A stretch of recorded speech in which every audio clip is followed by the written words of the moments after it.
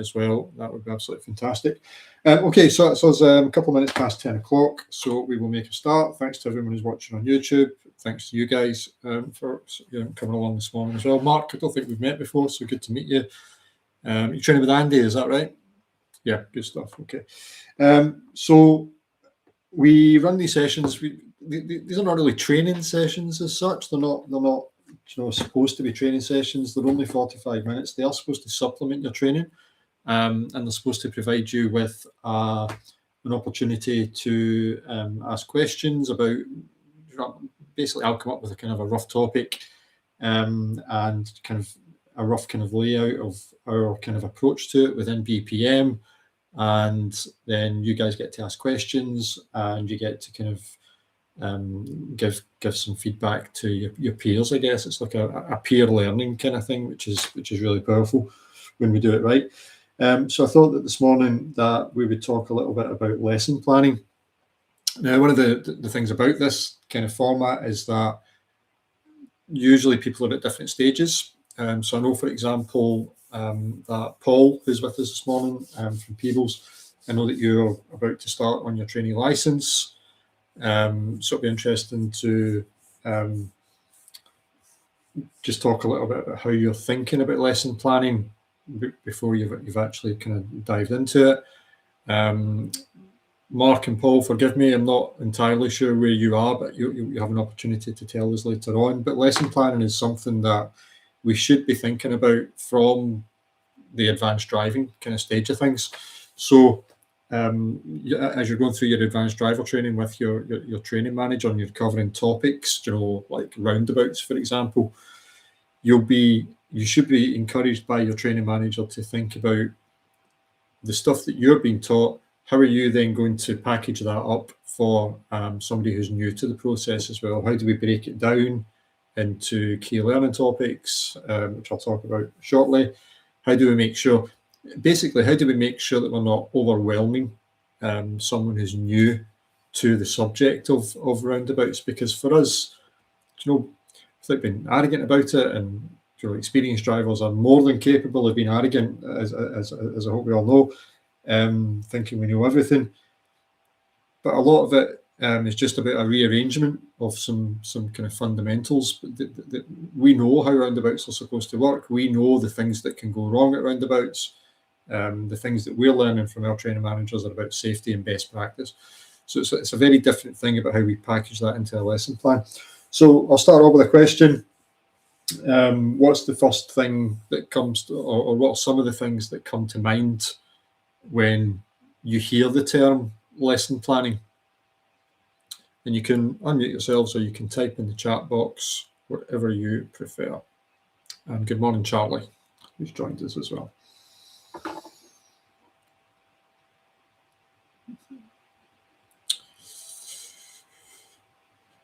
Anyone?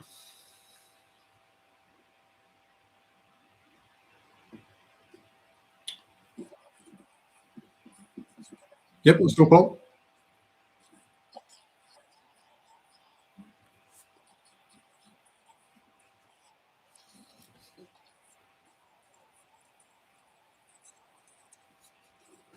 Sounds familiar, Paul. Sounds familiar.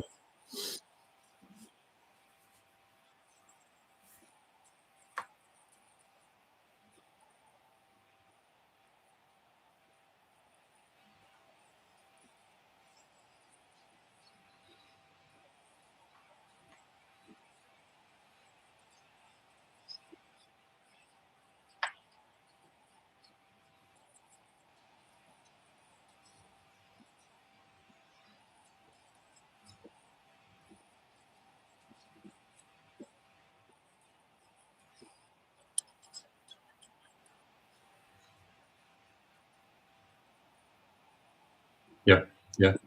Really good, really good. So that's one thing about lesson planning. I like the term agile lesson planning in the BPM manuals and the online content. We've called this flexible lesson planning. We're referring to that ability to adapt and come up with something on the fly when. I think usually we're referring to things like when the pupil's maybe struggling a little bit, or conversely, if the pupil's doing really well and they need something more challenging. having that flexibility, but I also like agile. So yeah, we'll come back to that. That's one point we've got. What else do we think about when we think about lesson planning?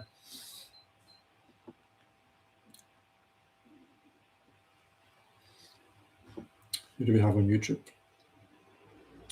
YouTubers, feel free to stick something in the chat if you've got any ideas here. Come on, Paul, training license starting soon.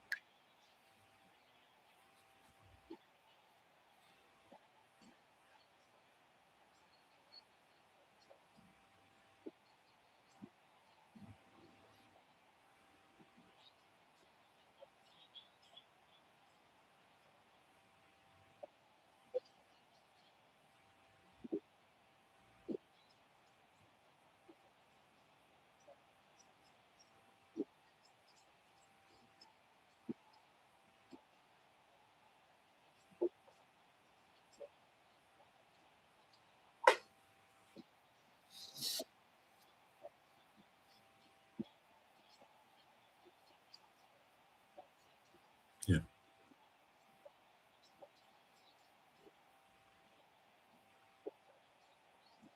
Yeah.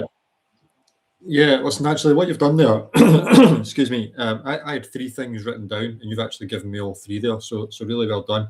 The first thing I had written down, not in any order, was what the first thing was what Paul mentioned there, which is about that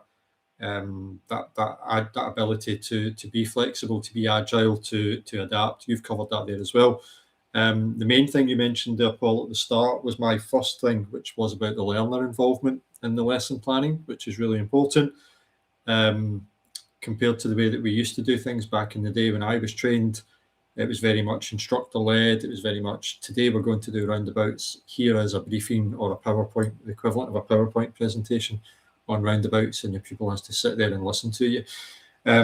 Hopefully those days are gone or going, and you're absolutely right. We need to get involvement.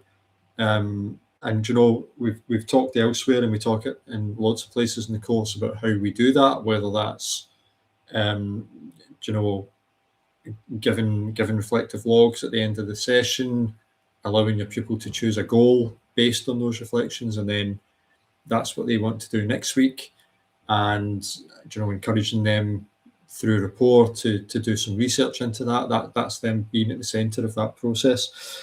Yeah, so that's good. Anything else anybody wants to throw in? Who else do we have there? Mohammed. Good morning, Mohammed. Got a few people on YouTube as well. Just to bring you up to speed, if you've just joined on YouTube while these other guys are thinking about it, we're just trying to think. We're looking for suggestions of what comes to mind when we think about lesson planning. So far, we've got, you know, flexibility, the ability to adapt when things are either not going to plan or going better than planned. We've got having the learner included and, you know, at the center of that process, helping to decide on plans, decide on you know, practice areas, and that kind of thing. Got a few of you on YouTube now. If you want to type something in the chat, then feel free to do so. I guess the thing I would add to lesson planning that I think is really quite key is that ability to break things down into kind of bite-sized chunks. And I kind of touched on that earlier. We were referring to, you know, roundabouts, for example. If you're good at part 2 stage, or if, you know, going through your advanced driving stuff in BPM, we know a lot about roundabouts, and it's, you know, sometimes it's just about stripping things back and building them up again. But for a learner who's coming from doing turning left and right and emerging from T-junctions, roundabouts can be quite scary. Roundabouts, there's a lot going on there, isn't there? In moving traffic, clutch control becomes a hell of a lot more important once we start talking about moving away from a you know, a stopped position at a roundabout, a kind of give way position at a roundabout. So that ability to break things down, break a topic down into skills I think is quite a key element to grasp when we think about lesson planning. I don't think it's particularly useful for us to think about lesson planning in terms of, okay, we're doing roundabouts, well, let's go and do roundabouts. That's a lot if we're talking about roundabouts as a first lesson on roundabouts. So how can we think about that then? How can we think about breaking something like roundabouts down into, how can we think about taking a topic and breaking it down? Any ideas on that?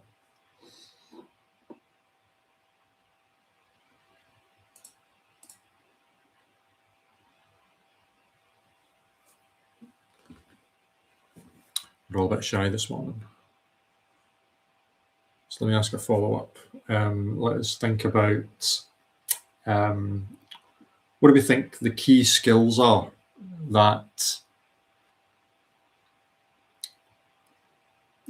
well, let's start with transferable skills. What skills does a learner driver who's ready to have a shot at roundabouts, what skills have they learned up until that point that are going to be useful for roundabouts? Oh, someone's got their hand up. Paul.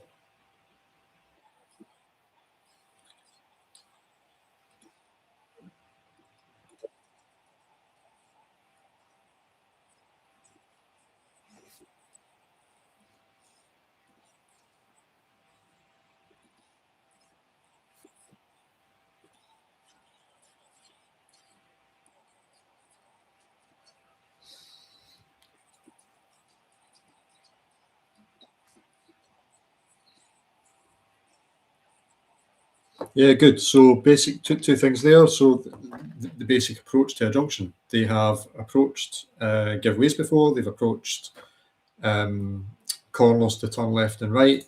Whatever that system of driving is that they have, then that's going to be applicable to roundabouts, because as we know, roundabouts are just another form of junction. Did you mean anything else in terms of, you used the term navigate there? I'm just going to ask you to drill down a little bit and tell me what you mean by navigate.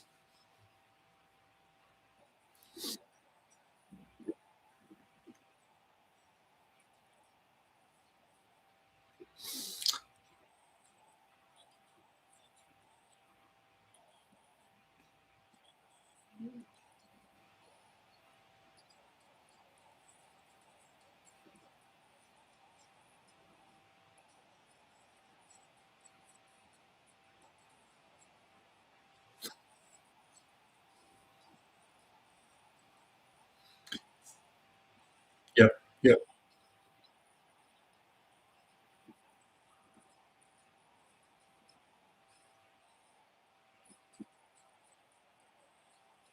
Yeah, good. Okay, so someone's just Stacey, thank you very much. We've got a problem on YouTube with the audio, so what I'll do is people can hear me, but they can't hear you guys who are giving the answers here. So I'll summarise for the guys on YouTube. What Paul was saying there was in terms of what navigation means and roundabouts, what you're referring to is kind of that decision-making process around when it's safe to go and when it isn't safe to go, that interaction with other vehicles. I think that's what you're referring to there, along with the additional skill factors that we know that are important as well. You know, those lower level of the GDE things that still matter hugely. I think we need to be very careful. We talk about the higher levels of the GDE quite a lot. Me certainly, I feel like I bang on about it all the time. But yes, clutch control is still really important. We still need to know when to brake and when, to get that clutch down.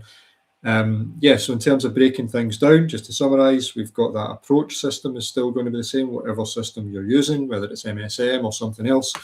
And then the kind of decision making. So that's a couple of different. We're still talking about transferable skills here. So if we think about something like stopped at a giveaway, there's a similarity there in terms of decision making. It's either safe to go or it isn't safe to go. We just have to maybe work on that judgment, and however you're choosing to teach judgment.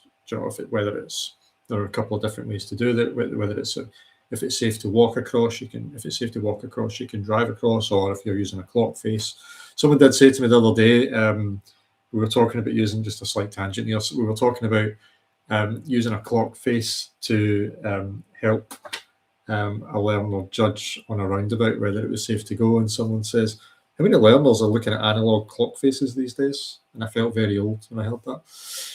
It's maybe a good point. Maybe get an analog clock in your car somewhere. Any other transferable skills that we can think about that we need to kind of think about when we're talking about roundabouts? Approach, decision, what else is important?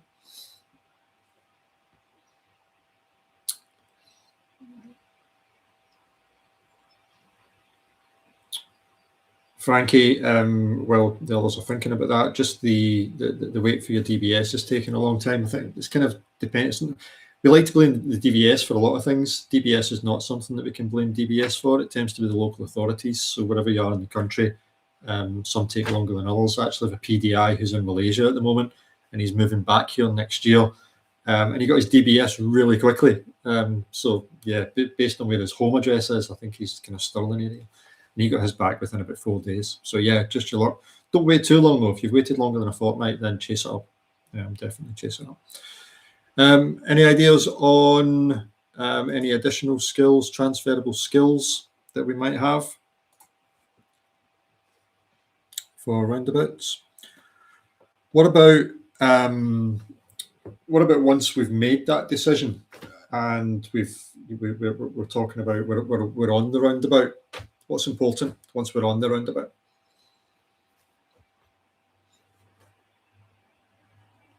Come on, Mark, you've not said anything yet.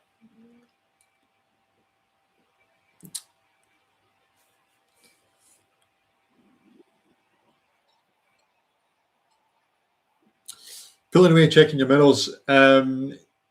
Okay, yeah, so we've made the decision that it's safe to go, pulling away. Where are you going to pull away to? Where do you want your learner driver to pull away to? Where do we want them going?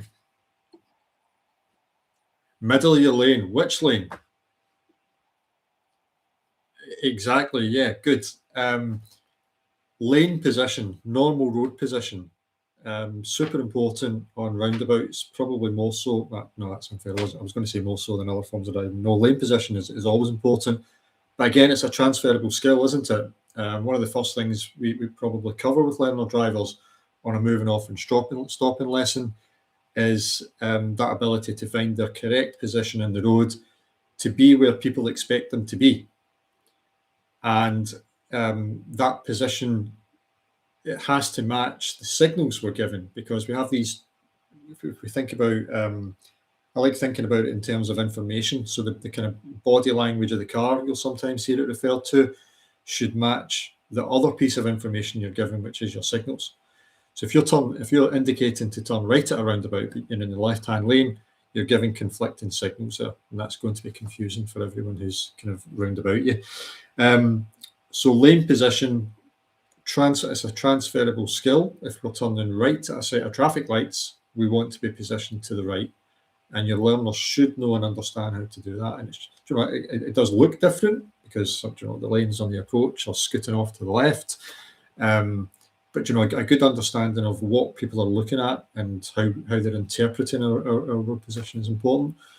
Anything else about lane position as we're going round the roundabout? Thinking about things that could potentially go wrong here, I guess. Anyone ever straight lined a roundabout before? Accidentally or deliberately? So that ability to stay within your lane as we're going round, really vital. Stacey, well done. Stacey got road position in the YouTube chat there. Yeah, that lane discipline is something that catches a lot of learners out, and experienced drivers. I'm not going to say on test. It does, but we don't want to be test focused. We're trying to kind of get away from test focused in this kind of generation of training. It's about being aware of what best practice is, and solid road position, being fully conscious at all times of where you are and what you're doing. Frankie, you're absolutely right. Being alert, I think, being alert to what of other road users, but also your own use of position of your car. is something that we really need to be strong over. Stacey's mentioned being aware of bubble cars over or undertaking on the roundabout, and coming off with you on the left and checking those mirrors. Yeah, and I think that's the final point. I don't think that's actually a transferable skill in the way that approach, decision, lane discipline are. It's a very kind of unique kind of thing almost. Please, if someone thinks differently, then please just shout. But that whole ability of exiting the roundabout and making sure that we're safe over here on the left, and a little sideways glance to make sure there's no one undertaking us. Not very often we find ourselves in that situation, away from roundabouts. Possibly being on a dual carriageway and there's a slip road behind that we've just passed and we want to move back in, maybe that's similar. But yeah, it's definitely something that a lot of learners can get caught out in, or inexperienced drivers can get caught out with, because generally, I don't want to generalize too much, but as inexperienced drivers, we're perhaps going a little bit slower, maybe a little more likely to be traveling at the speed limit than more experienced drivers, and that can certainly catch us out as well. So what we've done there is, through a bit of chat, a bit of conversation, well done to everyone, we've come up with probably 3 rough transferable skills and 1 maybe roundabout specific skill that we can build in, that we can build a lesson plan around. Mohammed, yes.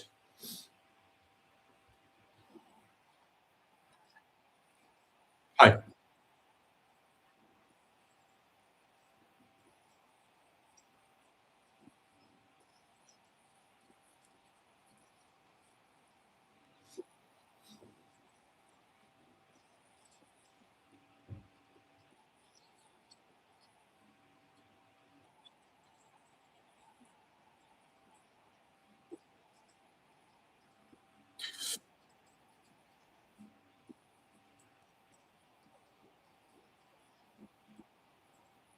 Yeah, yeah. Yeah, it's interesting. So for the guys on YouTube, Mohammed's just mentioned that that tendency for very well-known tendency for inexperienced drivers, especially in the early stages, that their hands, what was my camera, that their hands will follow their eyes. So if we're going forward and we're thinking about changing lane possible, or even just checking our mirrors in an all-round observation, when we do this, to look to the right, the hands can follow, it can cause a little bit of drift. And Mohammed's trainer just gives them this alert to say, look ahead, or keep looking ahead. Something else you can do there actually is just on a kind of quiet road, you can practice this on a quiet road, and just get people to practice that and make sure that they're holding that position. Something I found previously when I was full-time teaching learners is that one of the reasons that happens, though, the cause of that can be that they're not actually holding the steering wheel properly. They're actually resting their hands on the steering wheel a little too firmly. There's my camera. And what happens is, as it's the same as if they take their hand off the steering wheel to change gear, for those of us in manual, that can kind of cause a little bit of kind of weight to just kind of take it down. And it's just the same with body position. When the body position kind of moves over a little bit to, if the shoulder dips to check a mirror, then maybe we're just a little bit rigid, and that causes that little change of position as well. So having that's a good way to fix it. But have a think about what the underlying problem is there as well. Have a think about what's causing that, and that will sometimes help come up with a solution. Hello, Stacey. Good to see you. So we have these 4 things, and I think that's a really good example of how we break a topic down into skills. Because driving is about skills. Driving is not about topics. I don't think there are people that would argue that with me. Hopefully none of you are here today. It tends to be, if you look at driving, learner driver syllabuses from I was going to say back in the day, but I think you can actually still get one from DVSA. They're very much built around topics. They're built around moving off. They're built around turning left and turning right. I think at BPM, Tom and I, kind of really strong advocates of, it's about skill development. It's about developing the ability to control the car well. It's about developing that skill of being super aware of your position, being aware of how you are interacting with other road users, the skill of judgment, the skill around decision making. These are the things that we're trying to develop. It's not about, because the problem when you're thinking about topics, it's almost like, well, there you go. If you manage to navigate 6 roundabouts in a row, then you can now do roundabouts. But it doesn't mean that at all. All it means is that you've been really good at roundabouts today. And you may only have had one instance where there was a car coming from your right-hand side that you've had to actually do anything with. It's this I think it implies that you've mastered something. And that's not a particularly helpful message to send to a novice driver who's only been driving for 20 hours, 25 hours. We want people to think about it in terms of skills, because when we think that way, then we think about getting better and continual improvement even after we pass our test. And the same goes for driving instructors as well. You should be thinking about your skills the way that we've got them laid out in the BPM manual around your instructional skills and your coaching skills. And, mastering these things takes time. I've certainly not mastered them all by any stretch of the imagination. We're working on these things all the time. What else? Any other ideas? Anything else on lesson planning? We've talked about breaking topics down into skills. We've talked a little bit about learner involvement. Is there anything else that comes to mind that's important around lesson planning? Paul?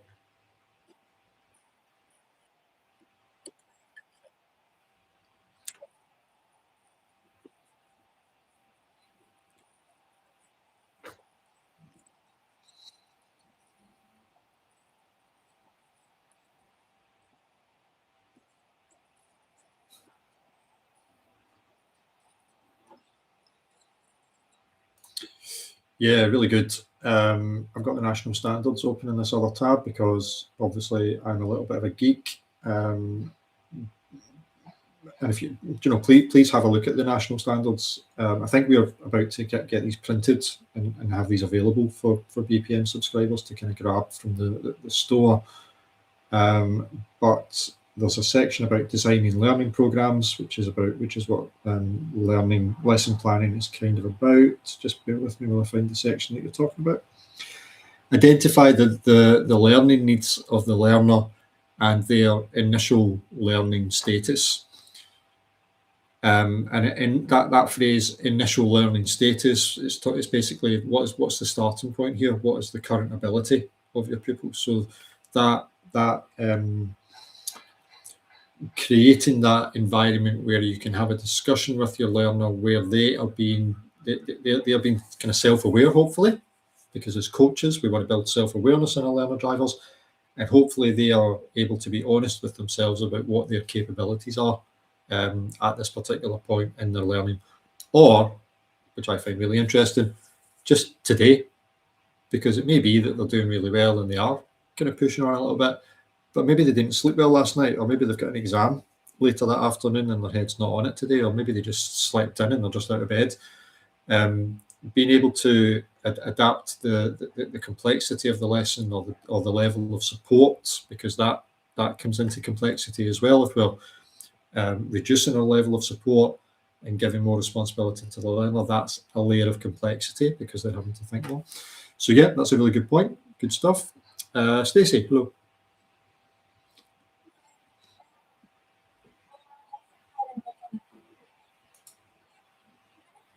I'm sorry, I can't hear you very well, Stacey. Could you speak up a bit?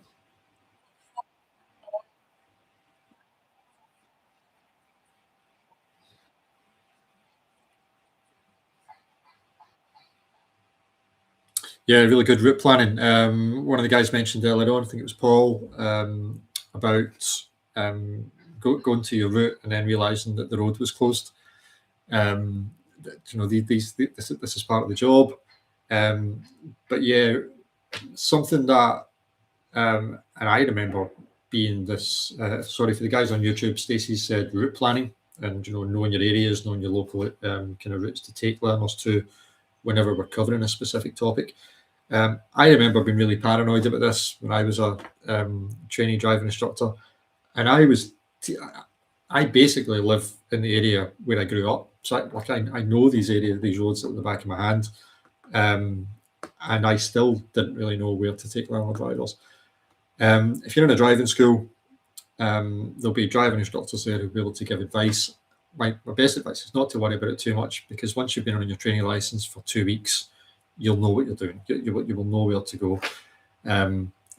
But yeah, it is something that you do have to think about. It's very easy to stress about it. But yeah, just ask for advice. Your trainer will be able to help as well. I would just add to that as well, although we don't like to be too test focused, this is super important for your part 3 test. For those of you who've got part 3s coming up, you'll have your plan. You'll be lying awake at night for three nights before your part 3 test, thinking about it, and you'll be thinking about your route.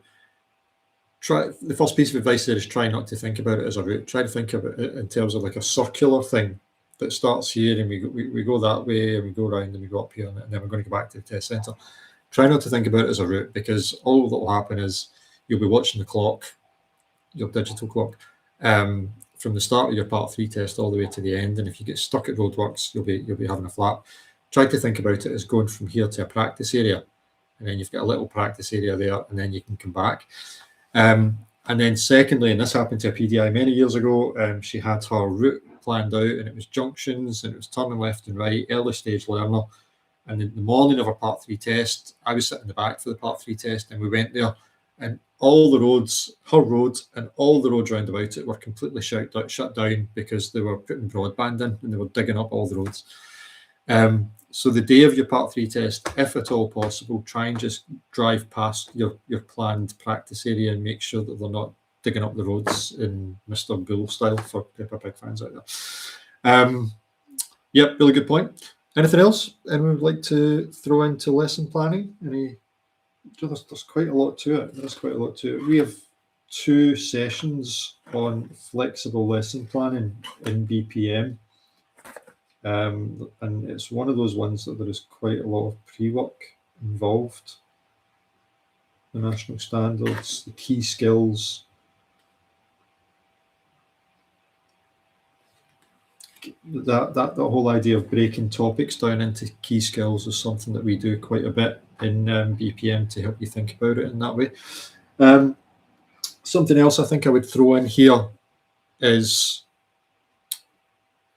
and I guess this comes in a little bit to complexity, Paul, that you mentioned earlier, is that learning cycle. So how do people learn new things? And we have different models to kind of help explain that.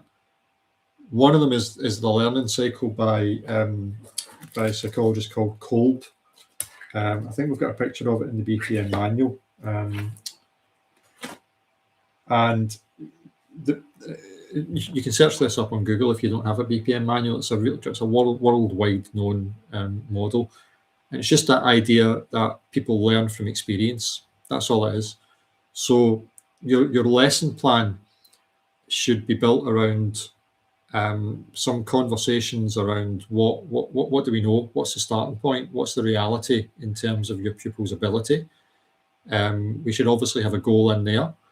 And then at some point, we're going to go and practice it. Once we've worked through some options, we're probably going to go and practice it with some kind of level of instruction, whatever that is. But what the learning cycle demonstrates really clearly is that we learn from doing.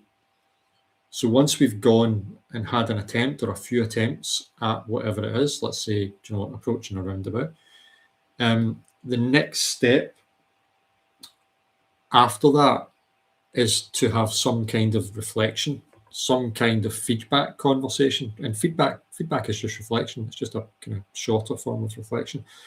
So that process of asking your pupil how that went, how they're feeling about it, what went well, what didn't go so well, maybe using a little bit of scaling. I appreciate for everyone watching that scaling is a little bit Marmite. If you don't know how to use scaling well, my advice would be don't do it. There are other ways of doing it if you don't understand scaling properly. But that reflective stage, and then coming up with a little adaptations to the plan, tweaking things slightly, increasing the level of support slightly, reducing the level of support maybe, and then, you know, having another shot. That is basically a learning cycle of how we learn. And, you know, there are, if you look at the model, it breaks it down to a concrete experience. Let me move this over here so you're not looking at my ear. The actual experience of having a shot, the reflecting on the experience, and then the learning from that experience. So what do we take from that feedback conversation? Okay, so what I take from that feedback is that it felt rubbish. It didn't feel very good because I was going too fast. And I was going too fast because I didn't come off the gas early enough and I didn't start braking early enough. That is what we learn from the reflection. We don't learn just by doing. We learn from the actual taking a minute with a coach who's asking us the right questions about why did it feel the way it did, and what needs to change to improve it the next time. So let's say it is coming off the gas a little bit earlier, and, you know, just gently feathering that brake a little bit more. Then the final stage of the learning cycle is active experimentation. If you're looking for the learning cycle, that's roughly what it looks like. Hopefully you're getting that okay. And this is not a BPM thing. This is this is just a model of learning that is well known in kind of educational psychology. The other model I would probably encourage you all to think about here is the 4 stages of competence. I'm pretty sure we have a video on the 4 stages of competence on BPM. If not, somebody please tell us, because we really should have one on there. And the 4 stages of competence just talks about, we all start from a stage of we don't know what we don't know. If we're trying to learn something new, if someone's trying to learn guitar, Aidan's joined us this morning. So if somebody's trying to learn guitar and they have no idea about guitar, then they do not know what they do not know. They don't have any understanding of scales or chords. They don't have any understanding of, you know, how to where they have to put their fingers to make this thing make a noise without any buzzing. But if they spend any time, you know, learning some basics, then we get to a stage of, okay, I still don't know how to do it, but at least I now know what a scale is. At least I know that I need to put my fingers in certain places to make, in order to make a noise that sounds decent. This is what I'm going to have to learn, and that's called, I always get this mixed up, conscious incompetence. So you still don't know how to do it, but you're starting to get an understanding of what you need to learn to get better. And then the 3rd stage, we go on to where we start to get, you know, good at chords. We start to understand a little bit more, and we can maybe form a chord, a couple of chords on the guitar, but we have to really concentrate hard to do it. We need to really focus, and we're still really maybe quite slow at it. We've still got strings buzzing all over the shop, but we can do it. We're starting to get competent, but it's called conscious competence because we still need to think about it. We still need to put a lot of brain power into it and devote a lot of resources into forming these chords. And then the final stage where we all want to get to is towards mastery, where we can do these things without thinking, and that is unconscious competence. So this model of learning alongside the Kolb model, really good way of thinking about your lessons and your lesson planning. I've used this analogy before, but learning doesn't go, and I always get this wrong on my camera as well. Learning doesn't go, no, wrong way. Learning doesn't go in a straight line, diagonally up the way all the time. It goes up and then it falls back. And then it goes up a little bit higher, hopefully the next time. And then it drops back and then it goes up again. It's a journey's a bit of a cliche. It's and I don't want to use roller coaster because that'll terrify you all. It's a process. You know, all learning is a process where we make progress, but then we just fall back a little bit, and we master some things, or we think we've mastered something, and then we introduce a new element, and that maybe that skill that we had mastered drops off again a little bit. I hope that makes sense in terms of the whole kind of lesson planning thing. It's something that you don't just pick up and run with. It's a lesson. Putting together flexible lesson plans is a skill, and being able to manage it in the heat of the moment. Somebody once called it, in-game management for the football fans or the rugby fans out there. Your ability to adapt to what's happening in front of your eyes is so important as well, and that's a skill that you can work on and improve. Does anyone have any questions on any of that stuff? I realise I just talked for the past 10 minutes there, so sorry about that. Does anyone have any questions on anything about lesson planning, the learning cycle, 4 stages of competence before we come to a close?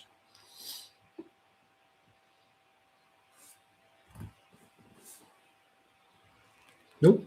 Anyone on YouTube? Got a few on YouTube. No? Oh, there we go. Mohammed, hello.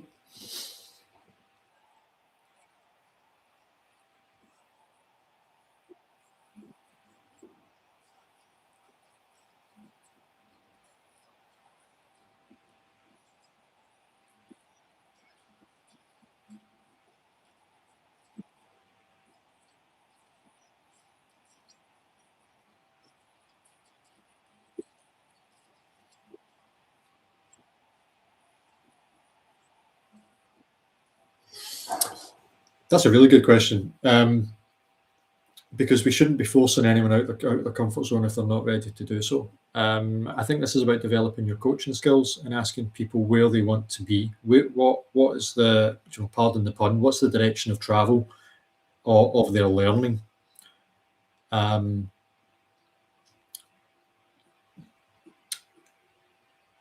People generally know that they're working towards passing a driving test, don't they?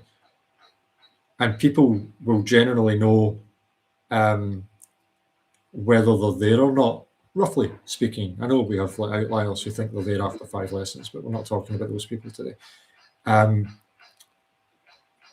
think it's about asking people what they want to do next and what they think the next stage of their development is. You could ask, there are loads of things you could do. You could ask them about how independent they feel in their driving. You could use a scale if you wanted. And you could then ask a follow-up question built around how independent do you think you're going to need to be by the time they get to test. And then you could follow that up with what needs to change to kind of bridge that gap between these 2 states, between these 2 periods of time. You could build it around topic. I'm assuming you're talking about just everything, or are you talking about a topic in particular?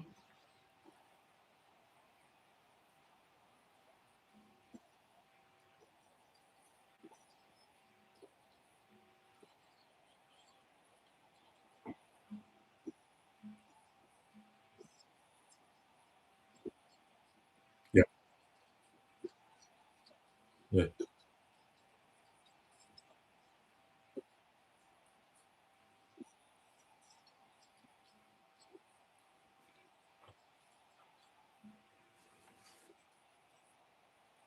Yeah. Yeah, yeah. So you might be in you might be in a situation where they're just relying on you a little bit too much. I wouldn't particularly worry about it. I think, as a coach, being able to gently raise someone's awareness that they are being a little bit over reliant will be far more beneficial in the long run than telling them, you can do this. Come on, just deal with it. I would veer towards just giving them what they need. If they want support and they want a full talk through, then just give them it. I've sat in the back of a car with a PDI before who was desperate for his pupil to take responsibility, and this was an experienced driver who actually had a license in another country, and I eventually got the PDI to start giving a full talk through, and the learner loved it. The learner was like, "This is it. This is brilliant. This is amazing." And he didn't want the PDI to stop. So for the next 4 driving lessons, no, talk to me. And it is, it's a comfort blanket. It's support, but that's part of our job, isn't it? That's part of our job.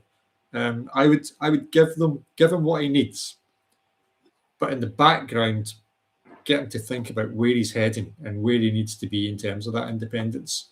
And then he will figure it out for himself that he needs to start relying on you a little bit less. Paul.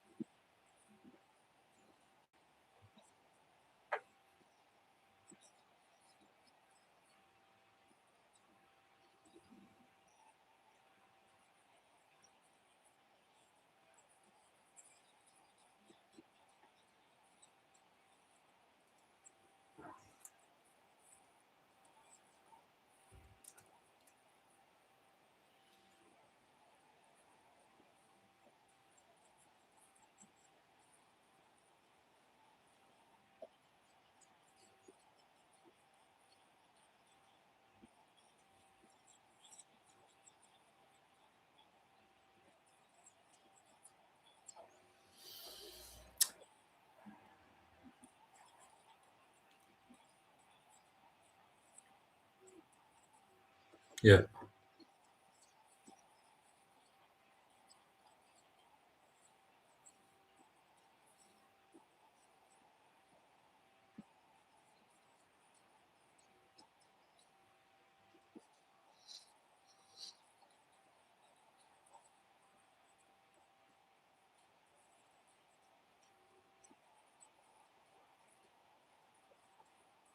Yeah. I know exactly what you mean, and we did talk about this when we were building the kind of library. Um, you're absolutely right. We've built it, and we want you to think about skills as opposed to topics. Um, there are a couple of things that can be done. The first thing you could do is use it. There's a search bar, and if I think we'll get better at this, we probably need to go through this and rename some of the videos to help with this. But if you wanted to look at roundabouts, you could maybe type in roundabouts into the search bar, and that'll bring up some videos that you could look at. Similarly, if you want to look at levels of instruction as a skill, you could type in levels of instruction, and that would bring up all the ideas there. The second thing, we probably need to raise a support ticket with the with Kajabi, because I'm led to believe there's a way to tag videos and that you can search by tag. Now, we can do this in other parts of the system. I can't see a way to do it, but I think we must be able to do it somehow. To tag a video, and you could just filter the videos by tag. I think as we continue to grow the content, and I think something that's in play at the moment is the part 3 specific content, because you'll be aware that there's nothing really part 3 specific in the manual. We're actually quite proud of that we managed to avoid the part 3 stuff, because our focus has been on building great driving instructors. But as we start to develop the part 3 content and the recording of these training sessions that Tom's made a really good start on, we will be able to build on that idea a little bit more. I think it's important, Paul. I don't think it's the most important thing, if you'll forgive me, in terms of how we're creating driving instructors. I accept that it would be very, very useful. I don't know why my camera's playing up there. I have no idea what's going on there. I accept that it would be useful, but skills over topics, and then, but I think we could also develop it as also like a little, I don't know what the word would be. Just a little subcategory of resources that are around that topic. Yeah.